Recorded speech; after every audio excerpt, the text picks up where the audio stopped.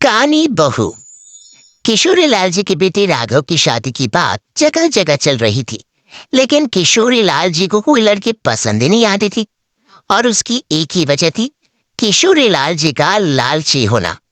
उनको लड़के वालों से मोटा दहेज चाहिए था, और इसी चक्कर में एक दिन वो एक बहुत पैसे वाले के घर अपने बेटे का रिश्ता लेकर पहुंचे। उस आदमी का नाम था ओम प्रकाश। देखे किशोरी लाल जी, मेरी एक ही बेटी है और मेरी सारी संपत्ति जायदाद सब कुछ मेरी बेटी नैना का ही है। पापा, नाम से लगता है बहुत खूबसूरत होगी। कितना अच्छा नाम है ना, नैना।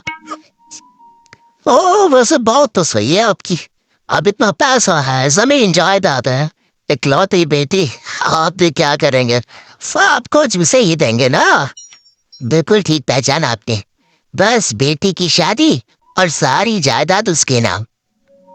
पापा, बिना देखे हाँ कर दीजिए ना। इतना अच्छा रिश्ता फिर कहाँ मिलेगा? माला माल हो जाएंगे हम।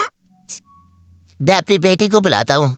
नहीं नहीं नहीं नहीं, आपकी बेटी का नाम नैना है, सुनकर ही लगता है बहुत सुंदर होगी। रहने दीजिए अंकल, मैं तो आपकी बेटी के नाम से इतना खुश हो गया हूँ कि उसे बिना देखे शादी करने को तैयार हूँ। अब तो मैं उसका चेहरा सीधे शादी के बाद ही देखूंगा। और इस तरह राघव नैना का चेहरा नहीं देखता और उससे शादी कर लेता है। शादी के बाद अपनी सुहाग रात पर जब राघव नैना का घूंघट उठाकर देखता है तो नैना की आंखें बंद थी। कितने खूबसूरत हो तुम नैना, जरा अपनी आंखें खोलकर मेरी तरफ देखो तो सही। नहीं, मुझे शर्म आती है। अरे, मैंने तुम्हें शादी से पहले भी नहीं देखा, और अब अगर तुम आंखें खोलकर मुझे देखोगी भी नहीं तो मुझे अच्छा कैसे लगेगा? इससे पहले कि नैना अपनी आंखें खोलकर राघव की तरफ देखती, अचानक से लाइट चली गई और राघव नैना को पूरी तरह से देख भी नहीं पाया। अगली सुबह नैना राघव के लिए नाश्ता बनाकर लेकर आई। अरे ये क्या? आधा पराठा सीका हुआ है और आधा बिल्कुल कच्चा। ये तुमने क्या किया नैना? बहू, तुमने क्या आधा पराठा तवे से नीचे लटका कर रखा था, जो आधा सिका है और आधा कच्चा? मुझे जितना दिखेगा उतना ही तो सीखूंगी ना पापा जी। जहाँ जहाँ मुझे नजर आ रहा था वहां मैंने सीख लिया, जहाँ जहाँ नहीं दिखा वहां कच्चा रह गया होगा। इसका क्या मतलब है? ये कैसा मजाक कर रही है तुम? अरे बहू, तुमने इतना लंबा घूंघट क्यों लगाया हुआ है? देखो, हमारे घर में बहुओं को बेटी की तरह रखा जाता है, और फिर तुम तो इतना सारा माल लेकर आई हो। देखो, घूंघट डाल कर रखने की कोई जरूरत नहीं है। हाँ नैना, पापा जी ठीक कह रहे हैं, तुम तो आराम से रहो, अपना ही घर समझो। नैना अचानक से अपना घूंघट उठा लेती है। अरे ये क्या पापा, नैना की तो एक आंख फूटी हुई है। नाम से नैना, लेकिन ये तो कानी बहू निकली। मेरे साथ धोखा हुआ है, धोखा। बिना दिखाए अपनी कानी लड़की मेरे साथ ब्याह दे। मुझे कानी भी नहीं चाहिए।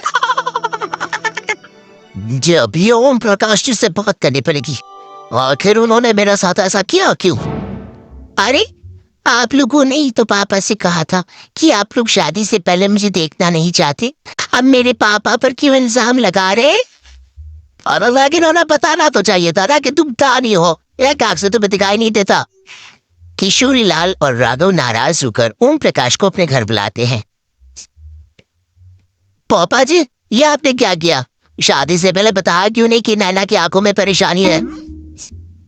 अरे, आप ही ने तो लड़की देखने से मना कर दिया था, और लेकिन आप बता तो सकते थे। आपको तो हमारी बेटी की प्रॉपर्टी चाहिए थी, वो भी पूरी की पूरी। अब क्या हुआ अगर उसे आधा दिखाई देता है? प्रॉपर्टी तो आपको पूरी मिल गई ना। और यह क्या बात हुई? मेरी शादी प्रॉपर्टी से नहीं, आपकी बेटी से हुई है। अब ये तो पहले सोचना चाहिए था, तब तो मेरी प्रॉपर्टी देखकर तुम्हारी जुबान लप लप आ रही थी। लेकिन मैं कानी लड़की को अपनी बीवी बनाकर नहीं रख सकता। पापा, कुछ करिए ना। हाँ, करता हूँ। अब देखिए ओम प्रकाश जी, आप हमारे साथ ऐसा नहीं कर सकते। और तुम देखो, अगर तुमने मेरी बेटी से शादी तोड़ी ना, तो जो भी प्रॉपर्टी मैंने तुम्हें दी है वो तो पूरी की पूरी वापस ले लूंगा, और आधी प्रॉपर्टी तुम्हारी भी लूंगा। और मेरी आधी प्रॉपर्टी भला क्यों लेंगे आप? इसलिए क्योंकि मेरी बेटी को आधा नजर आता है, और उसकी नजर अभी तक तुम्हारी आधी जायदाद पर ही पड़ी है। अब तुम उसे घर से निकालोगे तो कुछ तो लेकर जाएगी ना। और अगर हम आपकी बेटी को अपने घर की बहू बना कर रखे तो तो तुम्हारी पूरी प्रॉपर्टी तुम्हारी ही रहेगी, और जो मैंने तुम्हें दिया है ना, उसमें से बस मैं आधा लेकर जाऊंगा। अगर लेकिन अब आप अपनी दी हुई प्रॉपर्टी में से आधी वापस क्यों लेकर जाएंगे, अगर मैं आपकी बेटी को अपनी पत्नी बनाकर रखने को तैयार हूं तो? इसलिए ताकि भविष्य में अगर तुम मेरी बेटी को धोखा दो तो उसके पास कुछ तो रहे जो पति का हो। वैसे मेरे पास तो बहुत कुछ है, लेकिन अपने पति की कोई निशानी तो उसके पास होनी चाहिए ना। अब अगर तुमने मेरी बेटी को कहानी कहा तो तुम्हें प्रॉपर्टी भी कहानी ही मिलेगी, पूरी नहीं। जमाए राजा। किशोरी लाल और राघव समझ चुके थे कि वो बुरी तरह फंस चुके हैं, और अब उनके पास वहां से निकलने का कोई चारा नहीं है। अब समझ में आया ना, लालच बुरी बला होती है। एक तो तुम्हें प्रॉपर्टी मिली, ऊपर से बी नहीं मिली, उसमें तुम्हें नखरे भी दिखाने हैं।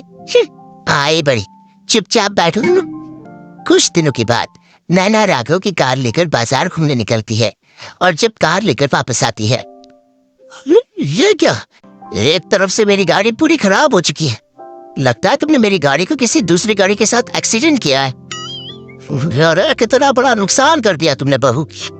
वो क्या है ना पापा जी, मुझे एक आंख से दिखाई नहीं दे रहा था, सामने से गाड़ी आ रही थी। मुझे तो सिर्फ आधा ही दिखाई दिया, और वो गाड़ी मेरी कार से रगड़ती हुई निकल गई। अब मैं क्या करूं बताओ? अब इसे ठीक कराने के पैसे कौन देगा? तुम्हारे पापा। तुमने मुझसे इस तरह से बात की? अभी रुको। नैना राघव की शिकायत ओम प्रकाश को कर देती है।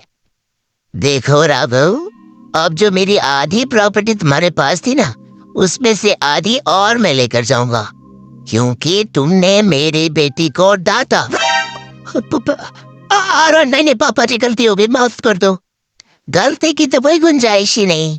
अगली बार मेरी बेटी को डांटा तो बची हुई आधी में से आधी और ले जाऊंगा।